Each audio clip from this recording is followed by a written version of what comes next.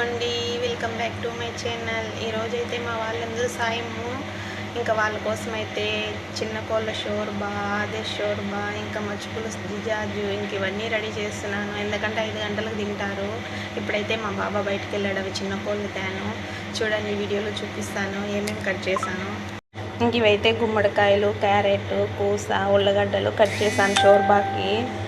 ఇంక ఇవైతే ఆనియన్స్, మచ్చి పులుసు జిజాజు చేసే కానీ పెట్టాను. 2 కోళ్ళు నానబెట్టాను. ఇంక ఇవైతే షోర్బాకి సపరేట్ కట్ చేసి పెట్టాను. ఇంక ఇవైతే నైట్ తెచ్చారు కూరగాయలన్నీ నీట్గా సర్దేశాను. ఇంకా బయట అయితే కరివేపాకు ఇంకా అవన్నీ ఎండబెట్టాను పాడైపోతాయని. చూడండి, ఇక్కడైతే గుమ్మడికాయలన్నీ ఉన్నాయి. నేను పెట్టిన పూల చెట్లు అయితే ఇప్పుడు పూలు పూస్తున్నాయి. చూడండి, టమోటా చెట్టు అయితే ఎండిపోయింది ఎండకు. చూడండి, కరివేపాకు అయితే ఫ్రెష్గా ఉంది, ఎండబెట్టాను. ఇదైతే మెంతాకు, ఊరికే ఎంత వేస్ట్ అవుతుందని ఎండబెట్టేసాను. ఎండ చూడండి ఎలా కాస్త